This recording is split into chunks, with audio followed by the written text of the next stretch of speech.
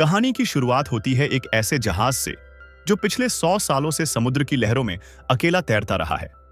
रहस्यमय और खजाने से लदा यह जहाज हर किसी के लिए एक पहेली है।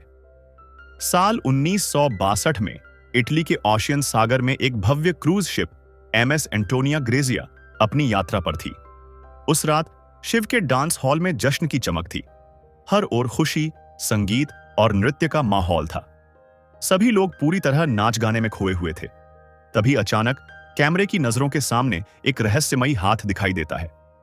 वह हाथ धीरे धीरे एक लीवर खींचता है और अगले ही पल हवा को चीरती हुई एक स्टील वायर पूरे डांस हॉल की फर्श पर फैल जाती है। एक पल में हंसी और खुशी चीखों में बदल जाती है। सभी यात्री वहीं ढेर हो जाते हैं, लेकिन इस भयानक हादसे में एक छोटी बच्ची केटी बच निकलती है। उसकी कदकाठी छोटी होने की वजह से वायर उसके ऊपर से निकल जाता है। डर के मारे वह कांपती हुई चिल्लाती है और उसी रात के बाद एंटोनिया ग्रेजिया का कोई नामो निशान नहीं मिलता। अब समय बदलता है, 2002 का साल। समुद्र में सालबेज क्रू अपनी ड्यूटी में व्यस्त है। इनके कप्तान का नाम है शॉन मर्फी, जो अपने साहस और समझदारी के लिए जाना जाता है। उनकी टीम एक टूटे फूटे जहाज को किनारे तक खींचती है और इस सफलता का जश्न मनाती है। तभी सामने आता है एक रहस्यमयी शख्स, जैक फेरीमन, जो खुद को वेदर पायलट बताता है। जैक कहता है कि उसे समुद्र के बीचों बीच एक पुराने जहाज के बारे में जानकारी है, वही एंटोनिया ग्रेजिया, जो 40 साल पहले अचानक गायब हो गया था। जैक के मुताबिक उस जहाज में बहुमूल्य खजाना छिपा है। लालच और रोमांच दोनों के प्रभाव में टीम उसकी बात मान लेती है और वह सब उसके साथ उस दिशा में निकल पड़ते हैं। कई दिनों की यात्रा के बाद जब वे उस जगह पहुंचते हैं तो शुरू में निराशा होती है। जहां तक नजर जाती है वहां कोई जहाज नहीं दिखाई देता, लेकिन तभी समुद्र की धुंध से एक विशाल परछाई उभरती है। जैसे ही वह करीब आता है, सभी के रोंगटे खड़े हो जाते हैं। वह वही एंटोनिया ग्रेजिया है, बिल्कुल वैसे ही जैसे 40 साल पहले थी, लेकिन समय की मार और वीरानी इसके हर हिस्से में झलक रही थी। मर्फी और उनकी टीम जहाज पर चढ़ते हैं। जहाज सुनसान है, लेकिन वातावरण भारी और डरावना है। चारों ओर अजीब आवाजें गूंज रही हैं। टीम आवाज का पीछा करते हुए एक पुराने क्लॉक तक पहुंचती है। उसका पेंडुलम अब भी हिल रहा है, लेकिन जैसे ही वे करीब जाते हैं वह अचानक रुक जाता है। पास रखे मेज पर पड़े स्क्रिपल अपने आप बदलने लगते हैं और शब्द उभरते हैं, वेलकम। सबके होश उड़ जाते हैं। आगे बढ़ते हुए अचानक फ्लोर टूट जाता है और टीम का एक सदस्य नीचे गिरने लगता है। उसी समय मरीन उसका हाथ पकड़कर खींचती है, लेकिन झुकते ही उसकी नजर सामने जाती है। वहां खड़ी है वही बच्ची केटी। 40 साल बीतने के बावजूद उसकी उम्र वैसी की वैसी है। यह कोई इंसान नहीं बल्कि आत्मा है। मरीन को घबराहट होती है, लेकिन अगला पल आते आते केटी गायब हो जाती है। मरीन अपने साथी को ऊपर खींचती है। अब सब लोग और सतर्क हो जाते हैं। जहाज में आगे बढ़ते हुए टीम को कई ऐसे सुराग मिलते हैं जो बतलाते हैं कि यह जहाज सिर्फ लोहा और लकड़ी का ढांचा नहीं, बल्कि किसी भयानक रहस्य का कैद खाना है।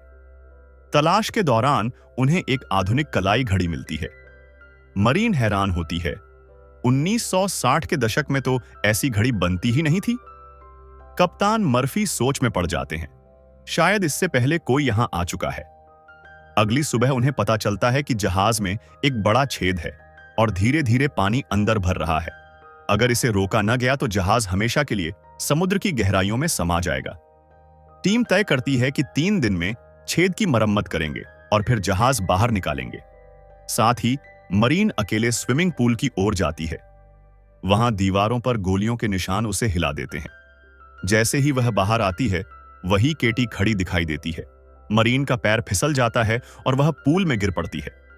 उसका सिर टकराता है और खून बहने लगता है, लेकिन पानी खून को सोख लेता है, मानो उसे निगल रहा हो। मरीन ऊपर देखती है, वहां खड़ा है जैक। वह मरीन को ऊपर खींच लेता है। पूल में लौटकर देखा जाता है कि पूरा पानी खून से भर गया है। आगे बढ़ते हुए मरीन और जैक एक भारी दरवाजा खोलते हैं। जैसे ही दरवाजा खुलता है, तेज धार वाला पानी बाहर निकलता है और उन्हें अंदर खींचता है। दरवाजा अपने आप बंद हो जाता है।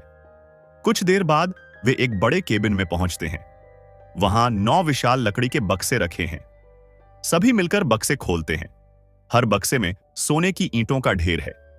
कुल 9 बक्से, हर बक्से में 28 सोने की बार, यानी खजाने का एक समंदर।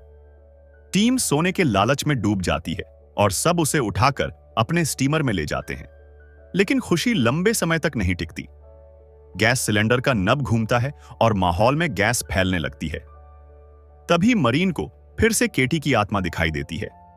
वह दौड़ती हुई मरीन को चेतावनी देती है, लेकिन अदृश्य ताकत उसे धक्का देती है और वह गिरती है। इसी समय टीम का एक साथी इंजन ऑन करता है और भयानक धमाका होता है। स्टीमर आग में बदल जाता है और उसके अंदर मौजूद साथी जल जाते हैं। मरीन को सवाल उठता है, केटी कौन है और बार बार क्यों दिख रही है? पैसेंजर डांटा देखकर उसे पता चलता है, केटी हार्वर्ड। मरीन उसके कमरे में जाती है और उसे समझ में आता है कि जो भी उसे दिख रहा था वह वास्तव में केटी की आत्मा थी। शॉन मर्फी अपने रूम में बैठा था और अचानक सामने प्रकट हुई उस जहाज के पुराने कप्तान की आत्मा। वह मर्फी को शराब का गिलास पकड़ाता है और कहता है, पी लो, तुम्हें इसकी जरूरत पड़ेगी। फिर वह पुरानी तस्वीर निकालता है जिसमें एक और जहाज दिखाई देता है, लोरेली। कप्तान बताता है कि साल 1962 में इसी जहाज को रेस्क्यू किया गया था और आज वही कहानी दोहराई जा रही है। मर्फी तस्वीर देखकर सन्न रह जाता है। उस रहस्य की जड़ कहीं और गहरी छिपी थी। इधर मरीन जहाज के एक कोने में बैठी थी। उसके सामने वही छोटी बच्ची, केटी की आत्मा, खड़ी थी। इस बार वह साफ साफ बताती है, यह जहाज सिर्फ मेरा नहीं, अनगिनत लोगों की आत्माओं का कैद खाना है। जब तक उसका खेल खत्म नहीं होगा, हम सब यहां फंसे रहेंगे। हमें मुक्ति तभी मिलेगी।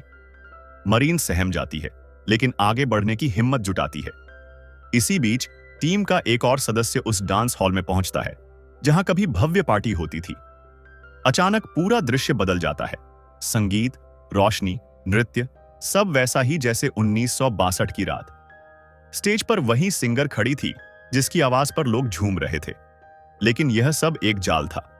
सिंगर उस साथी को फंसाकर अगले ही पल उसकी जान ले लेती है। अब तक 2 लोग मर चुके थे। टीम के 2 और सदस्य शानदार डाइनिंग टेबल पर पहुंचते हैं। महक इतनी लुभावनी कि वे खुद को रोक नहीं पाते। लेकिन जैसे ही पहला कौर मुंह में डालते हैं, असली हकीकत सामने आती है। थाली में खाना नहीं, बल्कि सड़े गड़े कीड़े रेंग रहे थे। दोनों घृणा और डर से उल्टी कर देते हैं। अब कैमरा फिर शॉन मर्फी पर लौटता है। धीरे धीरे उसे सच्चाई समझ में आने लगती है। जहाज से जल्द निकलना ही उनकी एकमात्र उम्मीद थी। वह मरीन को ढूंढने लगता है, लेकिन सामने आता है उसका वही साथी जो धमाके में मर चुका था। असल में यह उसका भूत था। मरीन भी मर्फी को ढूंढते ढूंढते वहीं पहुंच जाती है, लेकिन शॉन की नजर पड़ते ही उसे मरीन की जगह अपना मृत साथी दिखाई देता है। डर और पागलपन में वह उस पर हमला कर देता है।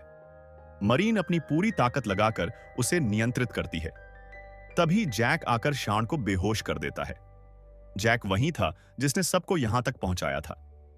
वह शॉन पर शक का बहाना बनाता है और उसे नीचे एक्वेरियम रूम में बंद कर देता है। बाकी बचे 2 साथी भी जैक और मरीन के साथ मिलकर जहाज की मरम्मत में लग जाते हैं। अगर जहाज ठीक नहीं हुआ तो सब डूब जाएंगे। इसी दौरान मरीन अपने एक और साथी को ढूंढने निकलती है। फिर से केटी की आत्मा उसके सामने आती है। इस बार वह पूरी सच्चाई दिखाती है। वह साथी पहले पार्टी हॉल में गया था, जहां सिंगर की आत्मा ने उसे बहकाया। मोह में पड़कर वह ऊपर चला गया और सिंगर ने उसे धक्का देकर मार दिया। केटी धीरे धीरे मरीन का हाथ पकड़ती है और दिखाती है कि 1962 की रात जहाज में हर यात्री को अलग अलग तरीकों से मौत के घाट उतारा गया था। वह गैंग उस रात खजाने की तलाश में था। आखिरकार टीम सोने के बक्सों तक पहुंचती है। सारे लोग खजाने को देखकर रोमांच और लालच में डूब जाते हैं। लेकिन यहीं असली खेल शुरू होता है। वही सिंगर अचानक प्रकट होती है और टीम के एक सदस्य को बहकाती है। लालच और वासना में फंसकर वह आदमी अपने साथियों पर हमला कर देता है। लेकिन जैसे ही वह सिंगर के लिए सबको खत्म करता है, सिंगर की आंखों में लालच झलकता है।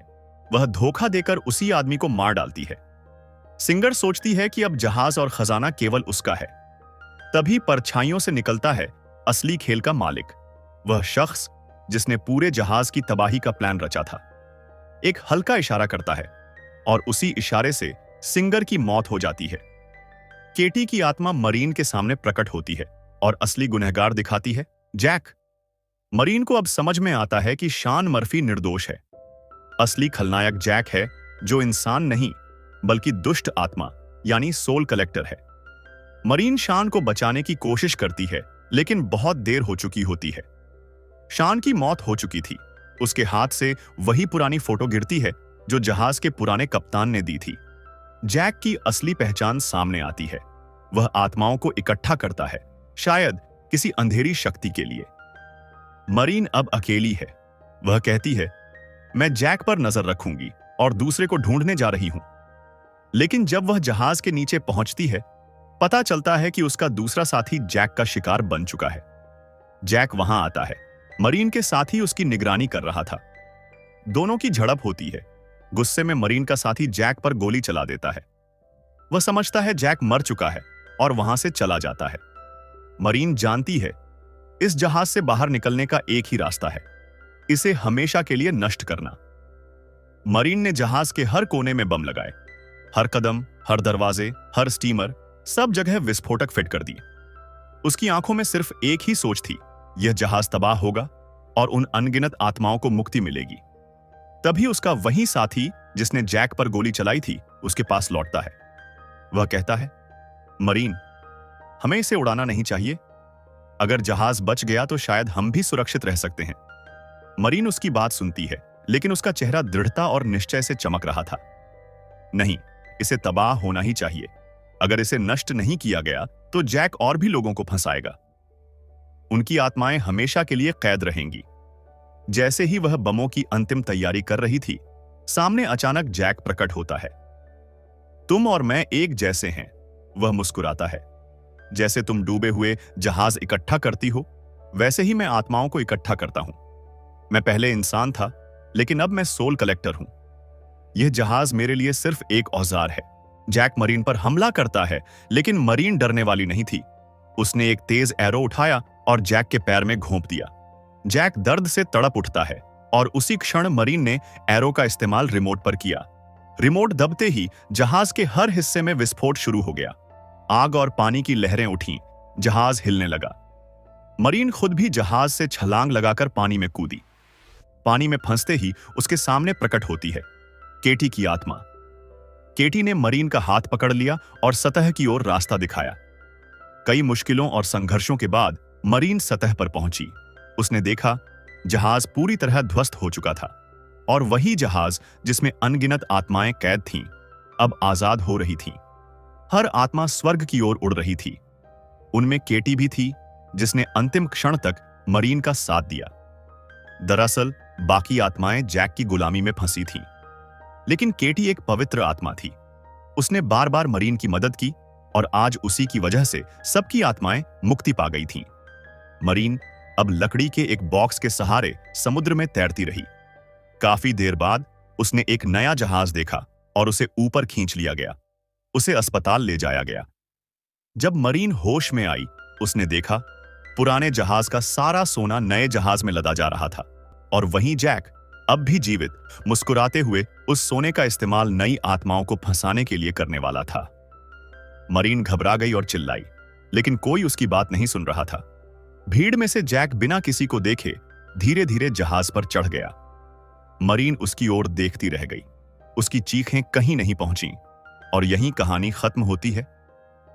लेकिन याद रखो, जैक और उसका लालच अब भी कहीं समुद्र की गहराइयों में जीवित है।